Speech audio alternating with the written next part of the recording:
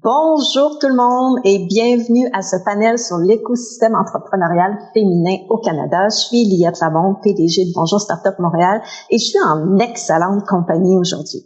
En fait, ce qu'on va faire ensemble, c'est qu'on va examiner cet écosystème d'entrepreneuriat féminin canadien avec des actrices terrain, une entrepreneure et des femmes qui sont à la tête d'organisations de soutien pour les femmes entrepreneurs francophones en Ontario. Pourquoi d'abord avoir cette discussion sur l'entrepreneuriat féminin? Il y a plus de femmes entrepreneurs qui se lancent en affaires chaque année au Canada, mais elles sont encore moins susceptibles que les hommes de démarrer une entreprise ou de faire croître leur entreprise. Il y a eu des gains majeurs en éducation chez les femmes. Il y a eu des gains importants pour les femmes dans des postes de leadership. Parenthèse, il y a eu les élections municipales hier au Québec et 5 des 10 plus grandes villes du Québec, incluant Montréal, seront maintenant dirigées par des femmes. Un autre exemple de gain important. Et tous ces gains-là, ça pave la voie à des gains en entrepreneuriat féminin, mais il y a encore du travail à faire. Alors pourquoi, au juste, ce serait important d'avoir plus de femmes en entrepreneuriat et plus de diversité? J'ai envie de paraphraser notre premier ministre Justin Trudeau et de dire parce qu'on est en 2021. Mais je vais ajouter ceci. Avec tous les enjeux nombreux et complexes auxquels on fait face comme société avec un S au pluriel, comme ville au pluriel et comme planète au singulier parce qu'aux dernières nouvelles, on en a juste une, on a besoin de l'intelligence, des bras, des têtes, de l'innovation, de l'apport de tout le monde. Et se priver de cet apport en excluant ou en s'excluant, c'est non seulement dommage, mais c'est aussi très dommageable. Une autre bonne raison, c'est parce que si vous avez besoin de chiffres, il y a des études qui ont démontré que les entreprises qui ont plus de femmes dans des rôles décisionnels ont de meilleurs résultats financiers.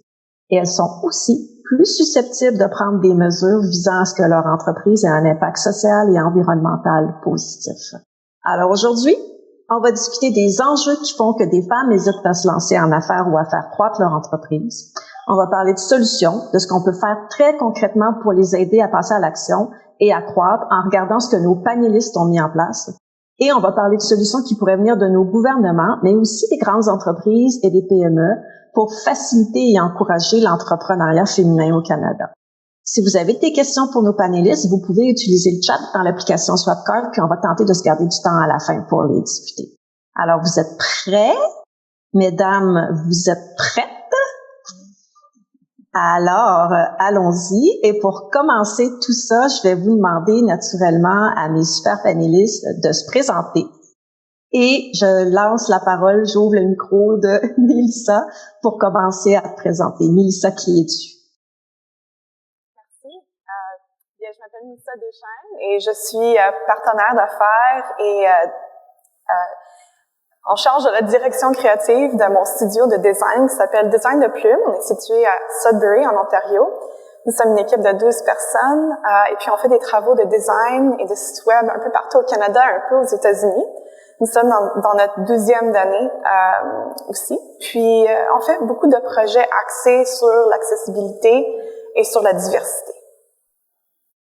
Donc, une excellente panéliste pour nous parler de ces questions-là. Je vais poursuivre avec Kelly. Alors, bonjour, je m'appelle Kelly Defourguin-Taylor et je suis la fondatrice et la directrice générale d'Afropolitan Canada. C'est un organisme à but non lucratif basé à Toronto. Ce qu'on fait, on dessert en fait la communauté noire bilingue en termes de développement des compétences, que ce soit en entrepreneuriat, en éducation financière et même professionnelle, donc communication. Et donc on est une petite équipe de 4 femmes super dynamiques, donc je les salue parce que je sais qu'elles me regardent aujourd'hui. Mais on fait tout ce qui est vraiment introduire la communauté noire à la crypto-monnaie par exemple, les stocks, comment gérer les dettes, les bonnes dettes, les mauvaises dettes. Mais en termes de professionnels, de compétences professionnelles, c'est vraiment communication pour pouvoir accéder au job encore un peu plus élevé et autres. Et donc c'est ça, c'est ce que nous faisons. Merci beaucoup, Kelly, et merci d'être avec nous. Je vais poursuivre avec Camille. Bonjour à tous, donc je m'appelle Camille Hébert, je suis assistante professeure de finance à l'Université de Toronto et à la Rotman School of Management. Et avant ça, j'ai fait un doctorat en finance et j'ai rejoint l'université il y a 2 ans. Dans le cadre de ma recherche, je m'intéresse en fait aux frictions qui peuvent empêcher les entrepreneurs de croître. Et notamment, j'ai écrit un article en fait qui montre que les stéréotypes de genre en fait sont un facteur explicatif des décisions de financement des capital investisseurs, les VC. Et voilà, donc je m'intéresse à tout type de friction en termes de human capital ou en termes de biais comportementaux qui peuvent affecter la décision d'investissement dans les startups et dans les startups notamment féminines. Alors, merci mesdames qui avez la chance d'être en studio en présentiel avec un vrai public. Et puis, il y a Monique et moi qui sommes en virtuel. Alors, Monique, je vous laisse vous présenter. Donc, merci Liette. Bonjour à tout le monde. Je m'appelle Monique Hébert-Thérubé. Je suis la gestionnaire du développement économique pour la Société économique d'Ontario, pour court, la CEO. Donc, la CEO est un réseau provincial qui, avec son équipe de professionnels, fait preuve d'innovation dans le développement économique, l'entrepreneuriat, l'employabilité et l'immigration. La CEO assure la pleine participation de tous les acteurs du milieu économique francophone et bilingue à la prospérité de l'Ontario et du Canada. Merci Monique et bienvenue parmi nous aujourd'hui. Alors voici, les introductions sont faites et on va se lancer tout de suite dans le vif du sujet parce que j'ai très hâte de vous entendre. Pour un premier bloc, ce que je vous propose, c'est qu'on regarde les enjeux que vivent les femmes entrepreneurs. En quoi ces enjeux-là sont différents de ce que les hommes vivent, par exemple. Et puis, si vous voulez même vous lancer sur en quoi c'est différent pour les femmes entrepreneurs francophones ou immigrantes en Ontario, allez-y, le micro est ouvert pour vous. Mais je vais commencer par Camille parce que je sais que Camille peut nous donner quelques statistiques avec ses recherches. Je peux vous donner quelques statistiques en fait pour faire un état des lieux de la situation des femmes entrepreneurs à travers le monde. Donc ce qu'on trouve, et ça c'est valable au Canada, aux États-Unis, en France ou dans d'autres pays occidentaux, en fait les femmes fondent environ 30% des entreprises. Donc si vous prenez la population des entreprises fondées, 30% sont fondées par des femmes. Mais par contre, si on regarde le pourcentage de femmes qui ont une entreprise qui vont recevoir du financement en capital risque, donc qui vont être backées par des VC, les startups féminines représentent seulement 15%, 10 à 15% en fait de toutes les entreprises en fait qui vont recevoir des fonds en VC. Donc en fait, ce qu'on voit, c'est qu'il y a un gap assez important en fait entre la représentation des femmes dans l'écosystème entrepreneurial et la part effective des femmes qui vont en fait recevoir des fonds. Donc la grande question, et c'est en fait il y a plusieurs travaux de recherche qui regardent ça, c'est est-ce que on peut expliquer ça par des facteurs de demande ou des facteurs d'offre? Est-ce que c'est les femmes qui sont pas très motivées, qui veulent pas faire croître leur entreprise, qui veulent juste créer leur emploi? Ou est-ce que c'est des facteurs plus institutionnels qui peuvent être reliés à de la discrimination ou des barrières institutionnelles? Donc en fait, identifier les frictions qui font que les femmes ont du mal à lever des fonds et à grossir, à créer des startups importantes qui vont créer des emplois et contribuer au GDP. En fait, c'est un peu une des grandes questions de recherche et il y a plusieurs facteurs explicatifs. On pourra en discuter si vous voulez. Parfait. Je vais tout de suite passer la parole à Monique, qui va pouvoir nous présenter peut-être aussi quelques enjeux qu'elle voit des femmes que vous accompagnez chez vous. Oui, donc comme a mentionné Camille, nous sommes bien conscients que les femmes entrepreneurs sont confrontées à de nombreux obstacles qui leur sont propres. Ces difficultés sont accentuées pour les entrepreneurs issus de groupes sous-représentés, notamment les femmes racisées, autochtones, handicapées, les personnes LGBTQ2S+. Puis il y a de nombreux autres facteurs qui entrent en jeu pour les femmes entrepreneurs, tels que la nécessité de jongler entre les responsabilités familiales et professionnelles, de surmonter la timidité en public, de créer des réseaux, de devoir faire affaire avec un homme du secteur.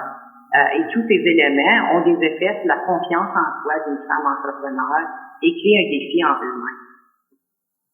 C'est souvent une question qu'on voit, la confiance. En fait, nous-mêmes, on s'exclut à l'occasion. Puis je m'inclus dans l'exclusion, là, en disant nous-mêmes, on s'exclut de choses en se disant « Ah non, je n'ai pas encore tout ce qu'il faut, il me manque quelques compétences », alors que très souvent, les hommes, eux, vont se lancer et ils n'ont pas nécessairement plus de compétences que les femmes.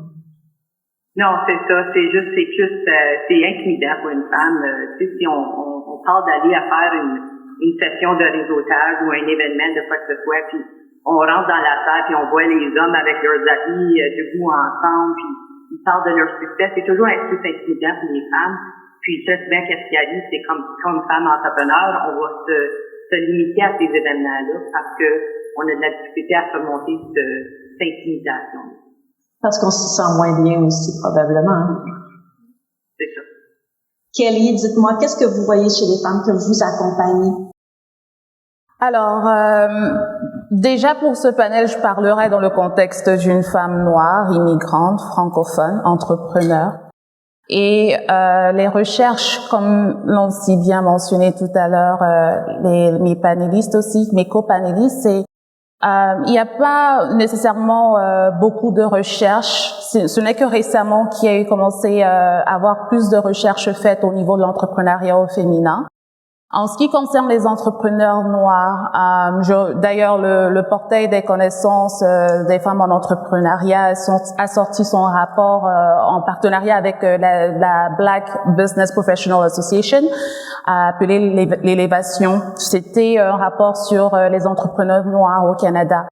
Et les chiffres sont quand même alarmants parce que 80% des femmes entrepreneurs utilisent leurs propres finances pour pouvoir financer leur entreprise. C'est énorme. Donc, par exemple, ça porte à croire qu'il n'y a pas nécessairement un accès au financement, ou peut-être qu'elles ne sont pas au courant de cet accès au financement-là. Après, maintenant, il y a 22% des femmes noires, entrepreneurs en tout cas, d'après ce rapport-là, qui ne sont pas au courant des projets lancés par des grands organismes comme la BDC ou la EDC par exemple. 22%. Donc peut-être qu'encore une fois de plus, c'est parce qu'il y a peut-être pas un accès à l'information, ou peut-être que l'accès à l'information est un peu dispersé. Donc ça, c'est par exemple quelques des enjeux qu'il y a. Il y a cette peur aussi du financement. Enfin, je veux dire, il faut qu'on prenne les enjeux des femmes entrepreneurs, en tout cas en Ontario, et qu'on essaye un peu de les séparer, parce que les femmes entrepreneurs les enjeux ne sont pas homogènes. Chacun vient avec sa culture. Et donc, parfois, pour certaines communautés, il y a la peur de la dette, il y a la peur des finances. Donc, il y a une éducation financière qui doit être aussi faite. Donc ça, c'est par exemple quelques enjeux en termes de financement, qu'en tout cas qu'on remarque au niveau de la communauté entrepreneurs, femmes noires en tout cas. Et après maintenant, il y a accès à la garderie, enfin tout ce qui permet aux femmes d'éclore dans leur capacité entrepreneuriale, l'accès aux garderies. Il n'y a pas cette garderie, c'est tout. C'est vrai qu'il y a avec les élections récentes, on a promis par exemple des services de garderie un peu plus abordables. Très bien, mais il en reste que il n'y a pas assez de garderie. Il y a des parents qui sont toujours en attente. On en parlait justement avant de venir sur le podium. Donc ce sont ces enjeux en fait qui, je dirais, pèsent encore sur ces femmes francophones entrepreneurs. Vous faites bien de mentionner que, on généralise un peu aujourd'hui, là, on s'entend que, chaque femme est différente aussi, mais ce sont des questions qu'on entend, des enjeux qui sont soulevés fréquemment partout au Canada, donc je pense qu'on se trompe pas en les soulevant aujourd'hui. Puis quand on parle de financement, on parle aussi parfois d'aversion au risque, hein? Il y a de la compréhension des outils de financement, mais il y a aussi une aversion au risque, à l'idée de s'endetter, qu'on voit fréquemment là, chez les femmes entrepreneurs. Mélissa, je vous ai gardé pour la fin. Vous en êtes une femme entrepreneur. Est-ce que ce qu'on décrit là, ça vous parle ou est-ce qu'on est toutes dans le champ gauche? J'écoute tout ce que vous avez dit. C'est exactement la vérité. Quand j'ai commencé ma compagnie, je suis partenaire d'affaires avec 2 autres femmes. Alors, on est 3 femmes. Une de ces femmes-là, ma partenaire, Jennifer, elle est autochtone aussi. Alors, le financement, c'était incroyable comment c'était difficile d'avoir ça quand on a commencé. Et puis, l'autre défi qu'on a eu aussi, c'est que pendant les 2 dernières années, les trois boss, on a eu des enfants en même temps. Fait que ça, c'était vraiment difficile d'avoir le soutien, de pouvoir continuer de travailler avec ta compagnie, puis en même temps d'être en congé. Puis la même chose avec la garderie.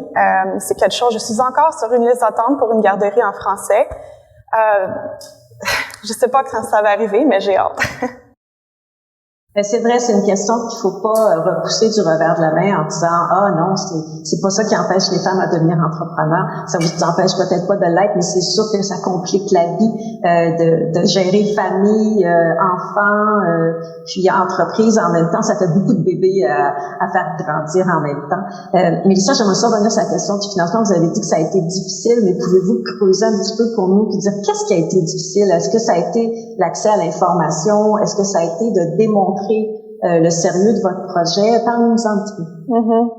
On a approché une couple de banques, je pense toutes les banques dans ma ville, puis il y avait toutes dit non. Finalement, la seule organisation qui nous a donné du financement, c'est une organisation à Sudbury qui s'appelle Nickel Basin, et puis c'est une organisation qui emprunte quand les banques disent non. Alors, c'est un peu plus un risque. Par contre, c'est un risque qu'on a pris, puis on est là aujourd'hui. Ça prend un premier qui dit oui, hein, puis on s'en rappelle après ça, comme du premier qui a dit oui, n'est-ce pas? Parfait. Ben, écoutez, là, on a regardé les problèmes, puis là, c'est sûr que ce qu'on veut, c'est des solutions. Donc, j'aimerais ça vous entendre parce que je sais que chacune dans vos organisations, vous avez mis en place des programmes pour justement venir pallier à ces différents enjeux-là que les femmes vivent. Donc, je commence par vous, Kelly. Dites-moi, qu'est-ce que vous faites pour aider les femmes entrepreneurs et qui marche bien pour vous? Alors, avec Afropolitan Canada, ce que nous faisons, c'est qu'on offre des ateliers de formation vraiment sur la base de l'éducation financière. On est plus axé sur les femmes immigrantes qui viennent tout juste d'arriver et qui veulent vraiment savoir comment les finances fonctionnent. Donc c'est vraiment le B.A.B.A. qu'on fait, c'est vraiment leur dire voilà ce qu'il faut faire, il y a des bonnes et il y a des mauvaises dettes. Et c'est également au niveau de l'entrepreneuriat, c'est vraiment le baseline, donc de leur donner tout ce qui est nécessaire en fait, et d'inviter même déjà des expertes à venir partager leur expérience, parce que très souvent c'est ce qu'elles veulent aussi, c'est pas non plus de la théorie. C'est plus des femmes qui viennent leur montrer et leur dire ce qui a fonctionné pour elles et ce qui n'a pas fonctionné pour elles en fait.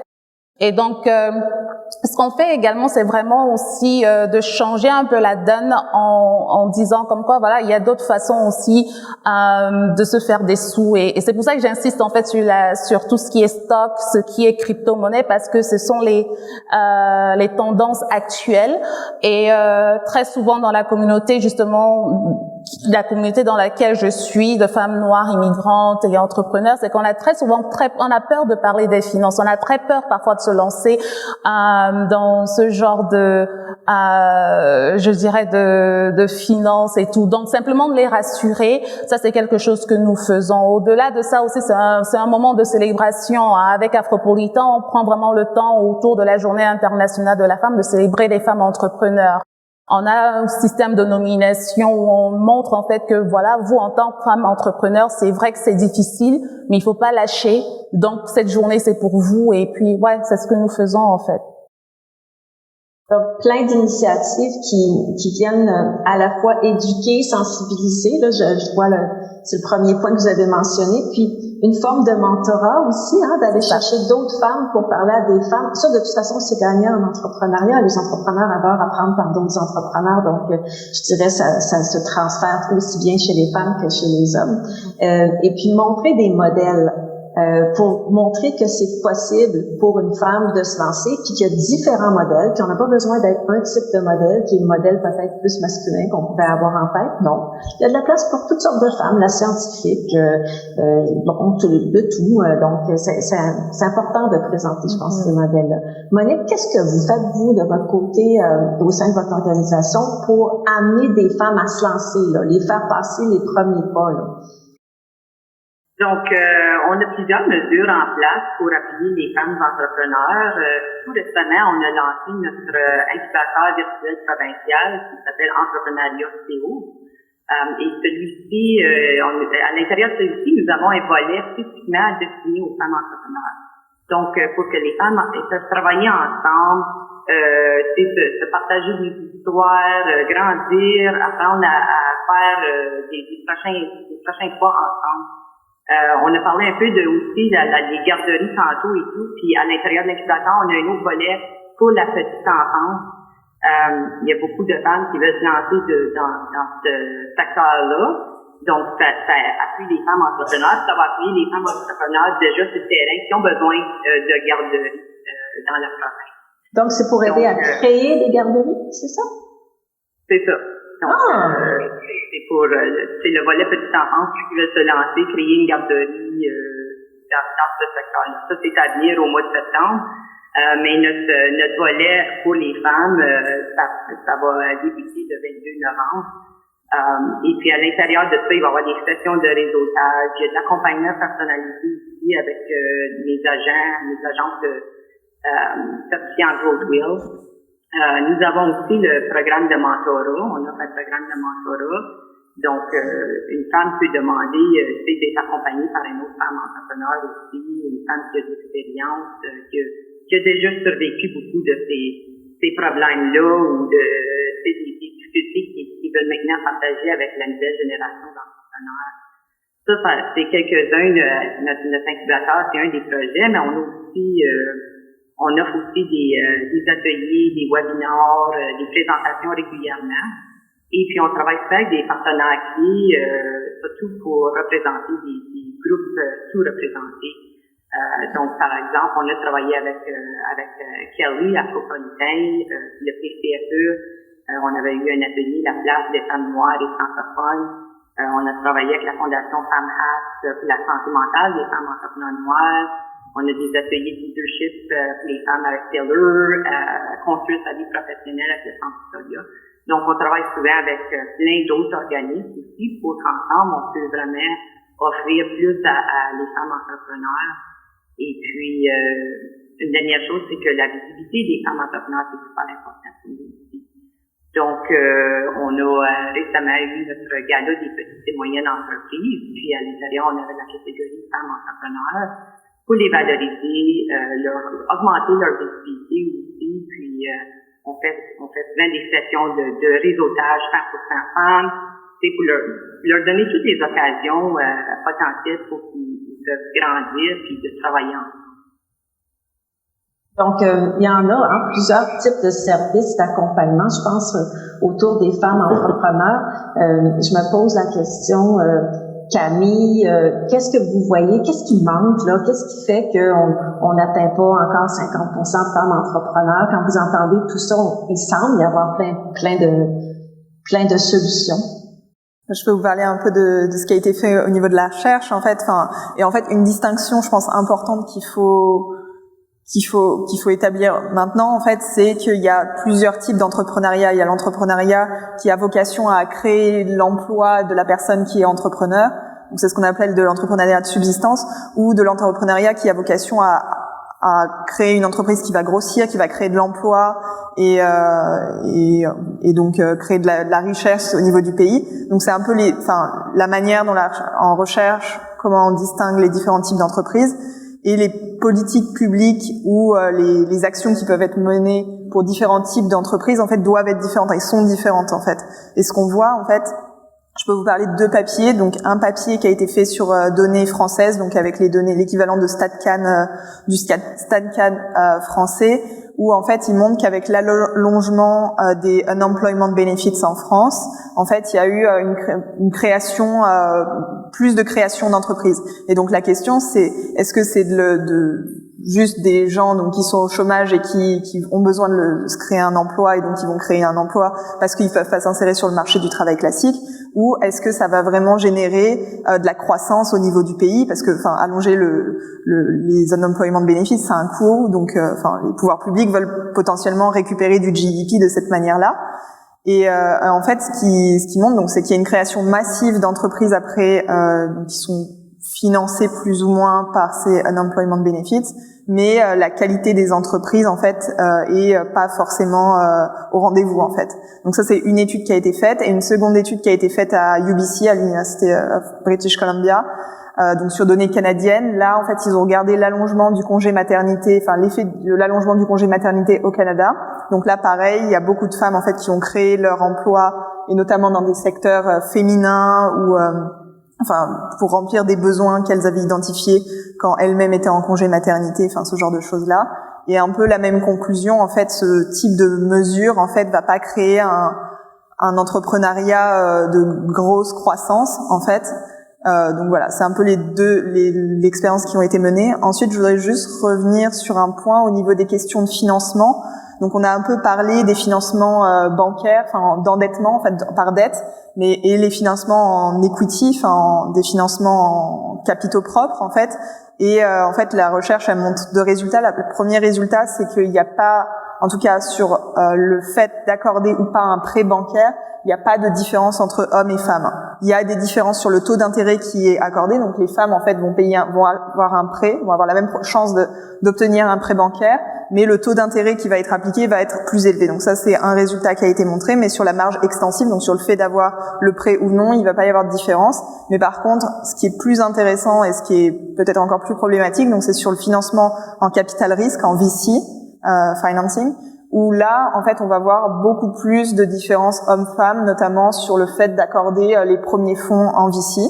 Et voilà, enfin, et les conditions derrière sont aussi différentes. Elles vont obtenir des financements moins élevés, avec les VC, ils vont beaucoup plus les monitorer, enfin, ce genre de choses.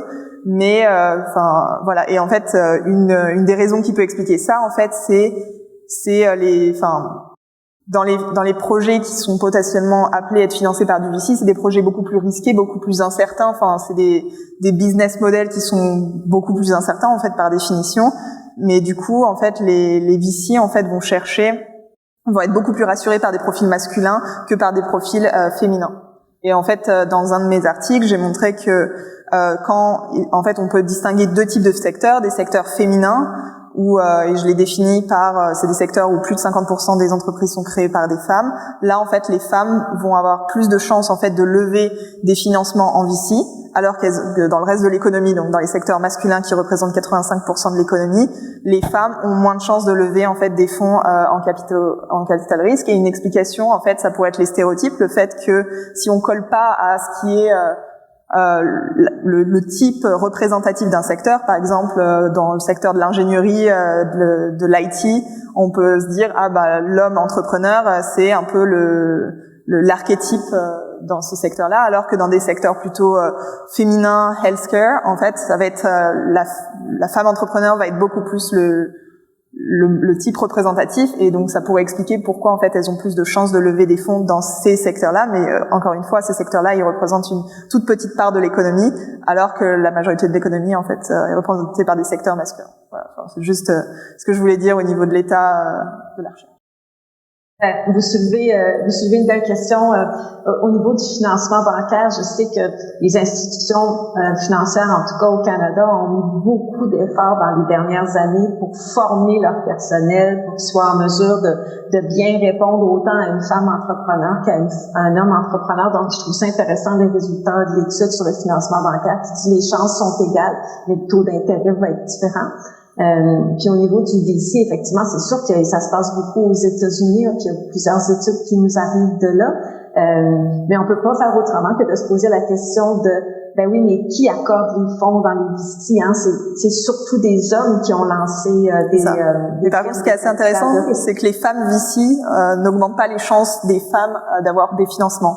Mais c'est un résultat qui est pas super bien établi, parce que en fait le problème c'est qu'on a très peu de femmes VC comme vous l'avez dit, et on a très peu de femmes entrepreneurs, donc en fait il n'y a pas assez de pouvoir statistique pour démontrer une relation significative entre les deux, mais ça peut être une des hypothèses. En tout cas, il n'y a pas de résultat significatif. Les femmes VC n'accordent pas plus de financement à des femmes entrepreneurs. C'est ce qu'on trouve. Donc, c'est pas nécessairement la solution. J'aimerais ça entendre notre entrepreneur qui est avec nous est-ce que tu vois une différence dans l'accompagnement par une femme, par un homme? Qu'est-ce qui est important pour toi? Est-ce que c'est se retrouver entre femmes, par exemple, dans ta démarche entrepreneur? C'est super important. Je trouve que la représentation, c'est super important. J'aurais jamais commencé ma compagnie si c'était pas pour avoir vu une autre femme faire une présentation avec sa compagnie dans un secteur le même que le mien. Fait que c'est super important de pouvoir promouvoir et soulever d'autres femmes qui vont peut-être ont une idée de commencer leur compagnie. Et toi, est-ce que tu vas vers des groupes, par exemple, de réseautage avec des femmes? Est-ce que c'est quelque chose que tu recherches? Des fois, je suis très occupée avec ma compagnie puis ma famille, mais surtout, non, c'est très important d'avoir des groupes comme ça. Puis, quand j'ai la chance de participer, c'est sûr, je vais prendre ma place. Dites-moi, Kelly, Monique, là, vous pouvez sauter dans le débat n'importe quand, là, mais comment vous voyez ça, cette relation justement de femme à femme que vous-même vous représentez, là, puisque vous êtes des femmes qui accompagnent des femmes? Je trouve que c'est super important. Comme je le disais tout à l'heure, je pense que c'est important d'avoir le contexte d'une autre femme quand on parle d'entrepreneuriat. En tout cas pour moi, j'aimerais savoir en fait pas comment la personne est arrivée au succès, mais quels sont les obstacles auxquels elle a fait face et puis comment elles s'en est sorties en fait. Et en tout cas avec notre communauté de participantes, c'est ce qu'elles recherchent. Très souvent même dans les questions avec notre programme de networking sur Instagram parce que voilà, Covid. Très souvent, ce sont des questions qui ressortent en fait. C'est OK, quels sont les défis auxquels tu as fait face et comment est-ce que tu t'en es sorti. Ce sont des questions qui ressortent. Donc, je trouve que c'est assez important. Mais pour revenir à ce que tu disais tout à l'heure, c'est aussi prendre le temps. C'est difficile quand on est entrepreneur de se caler 30 minutes pour, prendre un petit café virtuel avec une personne pour en parler et tout. Donc, il y a aussi ces défis qui viennent avec ce mentorat-là. Puis en même temps, de passer 30 minutes avec un mentor peut nous faire gagner des heures. Absolument. Des heures. Monique, vous vouliez intervenir, je pense? Juste pour enrichir sur ce sujet, parce que oui, c'est difficile. L'emploi du temps, ça devient difficile. T'es entrepreneur, puis des fois t'es entrepreneur, mère de famille, des fois t'as un autre emploi aussi ou quelque chose de ce genre-là. Donc c'est pour ça aussi que comme le virtuel c'est quand même important.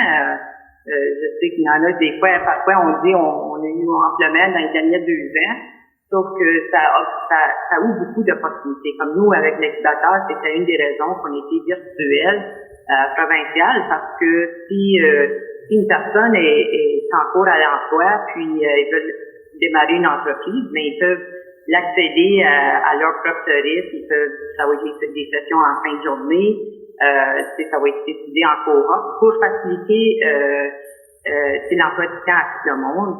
Et puis, virtuellement, si on peut avoir quelqu'un de la région du Nord-Ouest à Red Lake, puis quelqu'un d'Alexandria, qui vont se rencontrer puis ouvrir des nouvelles opportunités qu'auparavant, en présentiel, il n'y aurait pas eu ces occasions. C'est vrai que la pandémie nous a donné bien des contraintes, mais aussi bien des opportunités. Puis c'est là qu'on reconnaît souvent les entrepreneurs aussi, dans ceux qui ont pu transformer ces enjeux-là en nouvelles opportunités pour elles, là. Est-ce que vous avez des choses à ajouter au niveau des solutions qu'on peut apporter pour accompagner les femmes entrepreneurs dans nos communautés? Puis après, moi, je passe aux solutions qui pourraient venir du gouvernement puis des grandes entreprises. Donc, dernier tour, si vous avez des choses à ajouter. On n'a pas beaucoup parlé d'accès au réseau. Je sais que l'accès au financement, c'est super important, mais les réseaux sont souvent là où on va chercher des opportunités d'affaires aussi. Et si vous avez des choses à ajouter, il me semble qu'on en avait parlé un petit peu plus en préparation de... J'aimerais ajouter que oui, le mentorat, c'est important quand on a un start-up, quand on commence notre compagnie, mais aussi le mentorat quand tu arrives à un point dans ta compagnie, puis tu sais pas où aller. Est-ce que j'embauche plus de personnes? Est-ce que je vais commencer à vendre avec d'autres provinces ou internationalement? C'est comme ces questions-là qu'on se pose. Puis ça serait super d'avoir du mentorat dans ce secteur-là. Puis quand ça vient du gouvernement, je dirais que de travailler avec des organisations puis des compagnies qui sont dirigées par des femmes, c'est super important. Les demandes de devis d'inclure des compagnies qui sont dirigées par des femmes ou des compagnies qui sont dirigées par des personnes diverses, les femmes noires, les personnes autochtones, les personnes non binaires, etc. Alors c'est super important de demander pour toutes sortes d'applicants pour qu'ils puissent vraiment avoir de la diversité quand ils travaillent avec leur secteur. Ça y est, on est passé en mode solution. Qu'est-ce que le gouvernement ou les grandes entreprises peuvent faire pour aider les femmes en entrepreneuriat? Puis là, déjà, tu viens de lancer une solution qui serait d'inciter, par exemple, les grandes entreprises ou les gouvernements à acheter des produits ou services de femmes entrepreneurs. Est-ce qu'on les incite? Est-ce qu'on les oblige? Qu'est-ce que vous en pensez? Il y a par exemple certaines entreprises qui ont des fonds, des corporate venture capital funds. Je ne sais pas si vous avez déjà entendu parler de ça, mais c'est donc des grandes entreprises qui vont investir directement en fait dans des startups. Donc par exemple, une entreprise qui voudrait aider les femmes pourrait avoir un programme spécifiquement dédié aux femmes entrepreneurs en fait via leur fonds de CVC en fait. Ça pourrait être une des solutions. Ou les programmes effectivement de mentorat. Enfin, par exemple à Rothman, en fait, on a un accélérateur de start-up, le Creative Destruction Lab, et en fait, il y a donc des investisseurs qui viennent assister aux sessions et aussi des gens qui travaillent dans des grandes entreprises en fait, et ils sont mentors en fait pour les start-up du CDL. Et ça marche assez bien parce que finalement ils investissent et ils deviennent advisors en fait de ces startups, donc leur donnent des conseils concrets sur comment développer l'entreprise. Donc deux solutions. Des grandes entreprises qui ont des fonds d'investissement, ils peuvent investir directement donc ou créer des programmes s'ils en ont pas. Ouais. On a parlé aussi de gouvernements qui pourraient acheter. Est-ce que vous voyez d'autres solutions? Puis quelle forme ça pourrait prendre? Là, c'est le temps, on a probablement des gens des gouvernements puis des grandes entreprises qui nous écoutent. Là, c'est le temps de les influencer. Mais en fait, j'allais dire, parce que c'est le sommet de la francophonie et tout à l'heure, j'ai eu l'occasion d'écouter les deux ministres. On a parlé de la francophonie et à quoi est-ce que ça va ressembler dans les prochaines décennies. 700 millions de francophones dans le monde, avec plus de 3/4 résidant en Afrique. Alors, quand on parle déjà de la francophonie dans ce sens-là, où est-ce que les entrepreneurs francophones, c'est quoi l'entrepreneuriat francophone en fait? Donc, il y a une question aussi de la promotion des entrepreneurs francophones en Ontario, au Canada, qui doit se faire.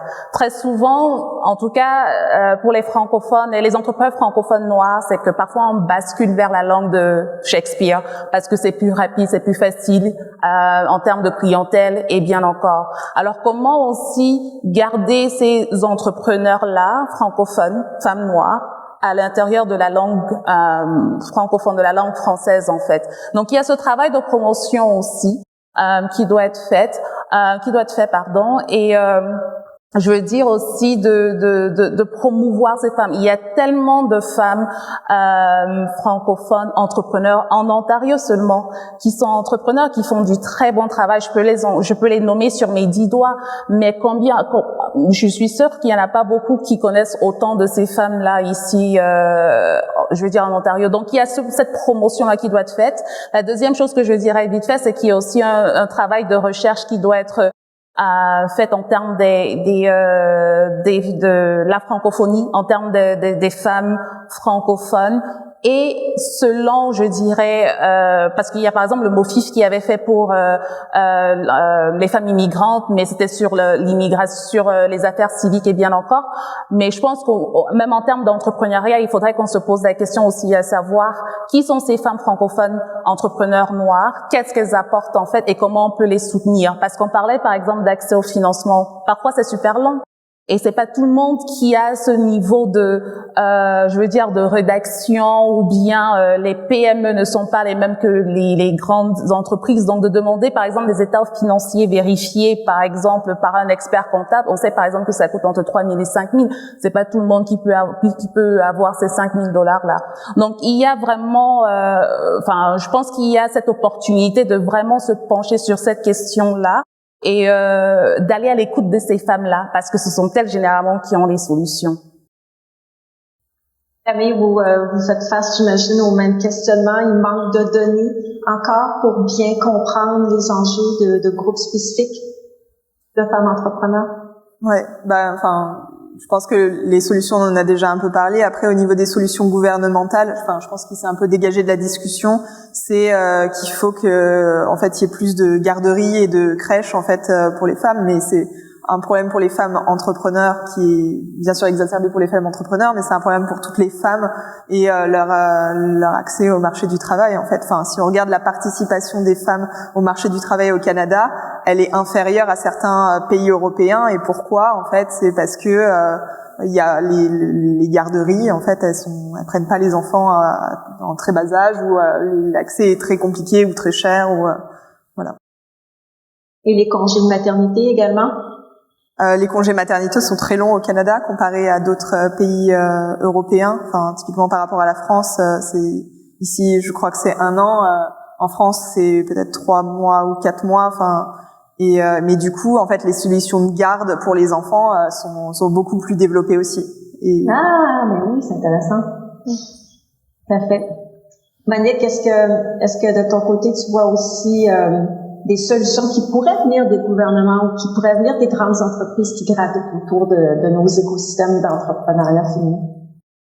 Bien, c'est certain que les grandes entreprises pourraient jouer un rôle vraiment de participer avec les organismes qui sont en place, de appuyer, de encourager les femmes entrepreneurs et tout.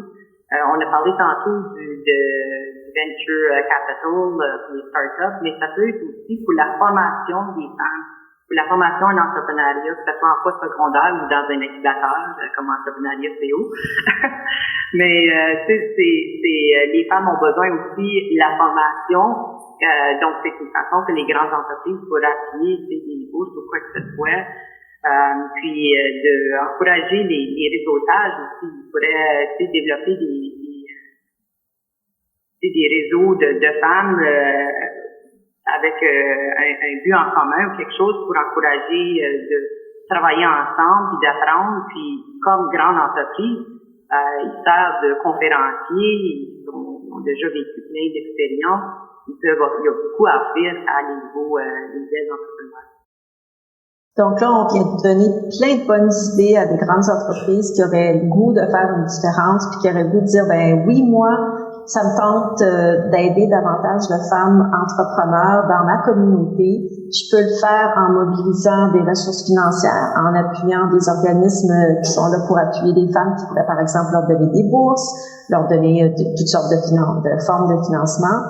On peut aussi mobiliser ces employés pour qu'ils viennent coacher, qu'ils viennent donner de la formation au sein des organismes qui sont là en soutien pour les femmes également. Est-ce que vous voyez d'autres solutions qui pourraient venir soit des gouvernements, soit des grandes entreprises ou des PME?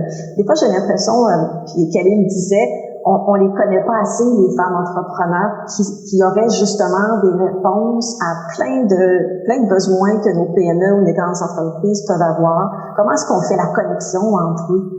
Comment est-ce qu'on met ces deux solitudes-là en lien? Alors, je dirais, il va falloir, par exemple, pour les preneurs de décision, d'organiser des symposiums, des tables rondes, d'inviter, de faire un appel à ces femmes-là pour qu'elles viennent et qu'elles puissent se dire en fait ce qu'on peut changer pour elles. Je pense qu'il y a ça, en tout cas, ce serait la solution que j'offrais en tout cas. Ça commence avec l'enfance. Oui. Pardon, ça commence avec l'enfance aussi. L'éducation, d'enseigner nos jeunes filles et nos jeunes membres diverses que t'es capable d'être entrepreneur. Parce que quand tu demandes à un enfant qu'est-ce que tu vas faire quand tu vas être grand, la plupart des réponses c'est je vais être archéologue ou je vais être pompier ou pompière. Et vraiment d'encourager ça à un jeune âge. Bien d'accord, ça commence très tôt, puis il y a encore bien de la sensibilisation à faire pour montrer ce modèle-là à nos jeunes filles. Écoutez, c'est presque fini, il nous reste 2 minutes, alors je vais vous faire un tour de table pour vous entendre toute une dernière fois nous dire un conseil que vous donneriez à une femme entrepreneur aujourd'hui. Monique, je commence avec toi. Donc, moi, j'encouragerais vraiment les femmes, de sortir de leur coquille, puis de faire du réseautage, d'aller rencontrer d'autres entrepreneurs, que ce soit des femmes entrepreneurs ou des hommes, mais vraiment de sortir, de se mettre bénévole pour être conférencière à quelque chose. Si t'es entrepreneur, il y a un sujet en particulier qui est très connaissant, parle-en, fais des vidéos, des conférences, le plus que tu en parles, le plus que tu fais ces sessions, le plus tu viens confortable, et puis ça va les aider à grandir davantage. Bien vrai, puis en donnant, on se met en position de recevoir aussi, hein. Je trouve que c'est un beau conseil. Camille, vas-y avec ton conseil. Je dirais aux femmes entrepreneurs de chercher la liste de tous les VC qui sont autour d'elles. Donc par exemple de taper VC Toronto dans Google, faire la liste et envoyer un email avec le pitch du projet en fait à tous ces VC. En fait, de faire le premier pas et de pas avoir peur en fait de s'exposer. J'aime ça. Mélissa?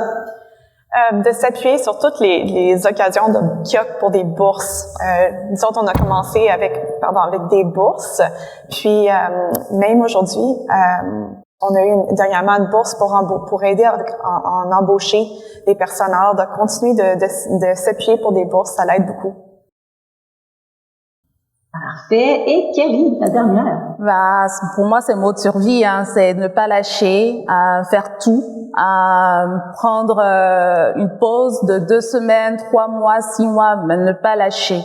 L'entrepreneuriat n'est pas facile, mais comme on le dit en anglais, c'est rewarding. Donc, de pas lâcher. Persévérance, je pense que c'est une belle façon de terminer ce panel-là. Mesdames, je vous remercie infiniment. Merci au forum également d'avoir accueilli cette discussion qui est essentielle, je pense. Et on n'a pas fini d'en parler, mais il faut changer des choses. Alors, à vous tous de faire votre petit grain de sel pour qu'on puisse aider plus de femmes à être entrepreneurs et à croître ici au Canada. Merci tout le monde. Bonne fête forum.